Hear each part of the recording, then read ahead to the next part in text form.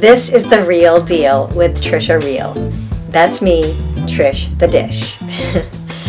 I know I haven't seen you here since the beginning of the year, so I thought I would tune back in to let you know about the March Madness.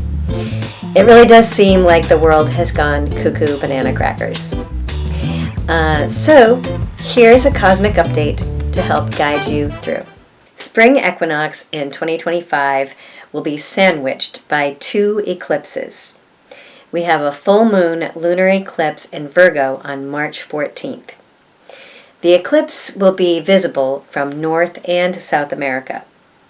The full moon lunar eclipse in Virgo will be opposite the Sun and Saturn in Pisces.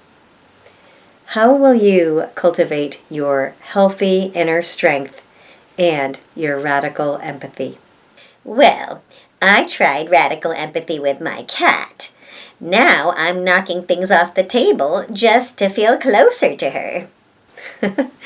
That does sound pretty empathic. So, Saturn rules structure, discipline, and form.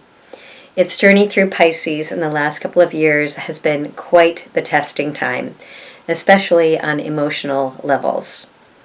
With this full moon highlighting Saturn's influence, it's a good time to get rid of any excess and say goodbye to things we're not using that are emotionally or energetically weighing us down. The thing is, the weight of my responsibilities is so heavy, I'm starting to think I need a Sherpa. Maybe so, geezer.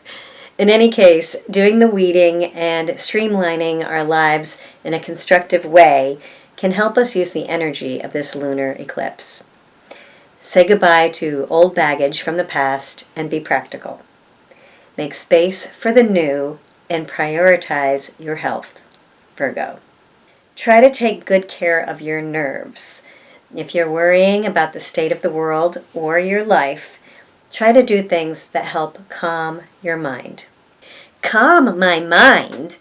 My anxiety weighs me down so much that I'm pretty sure that I'm single-handedly increasing Earth's gravitational pull. I'm not sure that's actually possible, Beatrice, but okay. So, because Saturn is highlighted at the full moon lunar eclipse through its conjunction to the Sun and its opposition to the Moon, it's a time to structure our creativity in better ways. Commit to your disciplines on a regular schedule that actually works.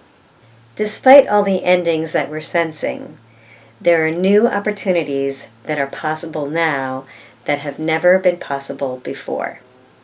Lean into those.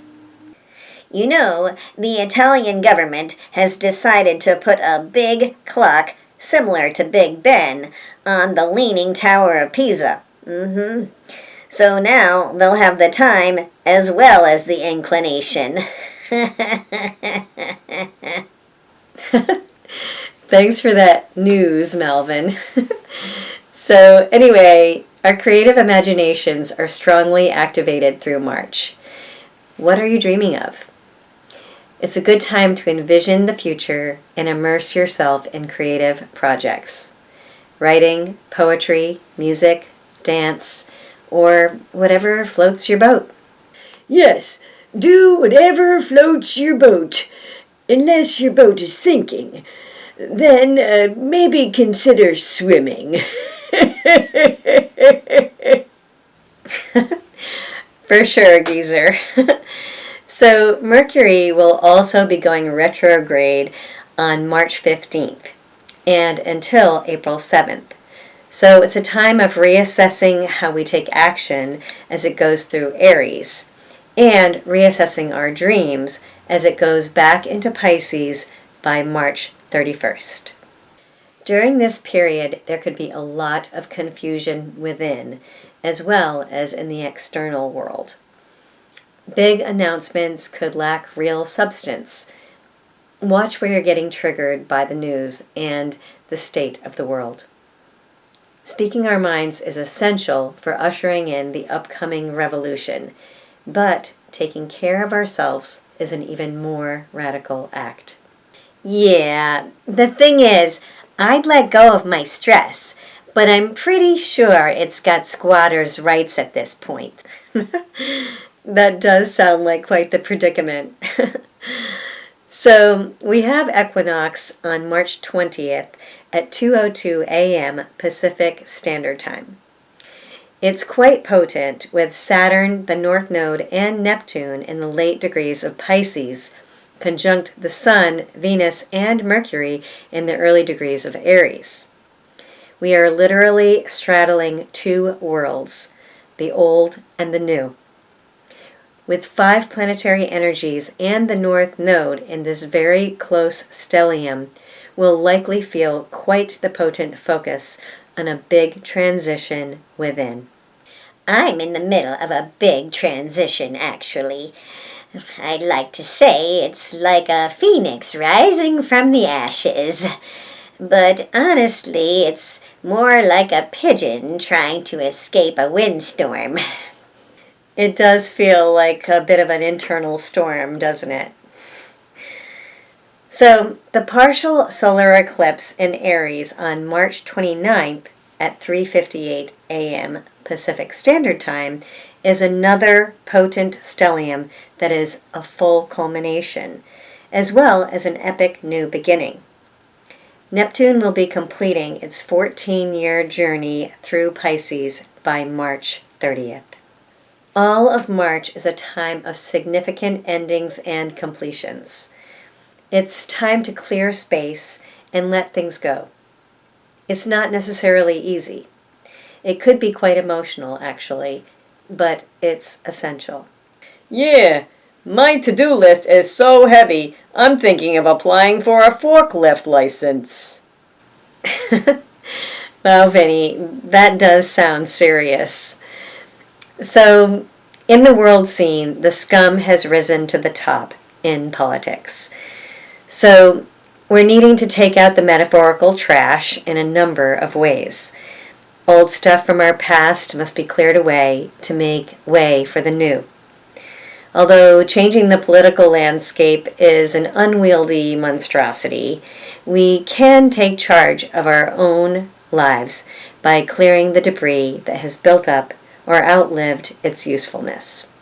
Scum rising from the top is proof that not everything that floats is worth keeping. So true, Gussie. So Venus will also be going retrograde from March 2nd to April 13th. The Venus retrograde will support the process of reevaluating what we value in relationships, finances, in regard to our possessions, and our time. There's quite a bit of volatility going on during this time of reassessment. Overall, this spring is the beginning of all of the outer planets moving from water and earth signs to fire and air signs. It's quite the paradigm shift. It's highly unusual for all of the outer planets to change elements like this and in such a short period of time. Being highly unusual is just nature's way of saying, good luck explaining this one. Yes. So Neptune moves into Aries on March 31st. The last time it entered Aries was 165 years ago, the time of the American Civil War in 1861. It marks a time when society will be ready for an immediate change. Another potent aspect this spring is the Mars-Pluto opposition. We had an exact Mars-Pluto opposition on the U.S. election day in November of 2024, and another at the beginning of January 2025. The last in this cycle of the exact Pluto-Mars oppositions will happen April 26th and 27th of 2025. We'll see these dynamic energies coming to a head. With Mars in Leo, it will likely feel quite dramatic. Despite how volatile it looks, Pluto in Aquarius will win in this revolutionary standoff for our future. A revolutionary standoff? It sounds like Mars is bringing the drama, but Pluto's playing the long game. Classic. Mars is like a boxer, swinging wild punches, and Pluto's just waiting for Mars to trip over its own shoelaces. Yes. So the next big thing is Saturn entering Aries on May 26th, 2025. It will be holding hands with Neptune in early Aries. This is about really starting to make the dreams real. Their exact conjunction at 0 degrees of Aries happens in late February of 2026, but they're in a pretty close conjunction this spring and throughout the summer of 2025. Jupiter enters Cancer on June 10th, 2025, an auspicious energy that inspires more care for our domestic needs, our families, and more nurturing in general. With Saturn squaring Jupiter, we might need to work for the good stuff, but it's all more possible than before. Uranus enters Gemini on July 8th, 2025. Pluto entering Aquarius brought us amazing new tech with AI. But Uranus in Gemini brings a whole new level of innovation to the table in regard to communications and technology. Remember when communication innovation meant getting call waiting? Yeah, well, now it means ignoring people on 3 different apps. So true, Melvin. So, with all of the changes of the outer planets, the energy of the summer of 2025, June through August, is going to be a preview of 2026. August 11th and 12th look like particularly incredible days, with Venus conjunct Jupiter and a ton of extremely incredible, inspiring, and harmonious aspects. It's basically a love fest. So hold on to your hats as we embark upon an epic transition into a new era, as individuals and in the world. Despite how bleak it looks, this is a time when we can actually make much needed changes. Many of the outer planets will be moving back into earth and water signs in the fall, so we can tie up more loose ends before we fully move into the new era in 2026. Getting a head start on this stuff now in March will help us lighten our loads and will help create more space for the new as we move into the summer and beyond. Yeah, I got a head start on my taxes, which is why I'm currently stress eating cookies. Well, that's one way to get a head start. So, some astrologers have described late March by saying it looks like a combination of a Renaissance and a sci-fi movie. I concur. We're on the edge of a revolution that humanity has not seen since 4361 BCE, the dawning of civilization. It may sound dramatic, but that's because we're living in dramatic times.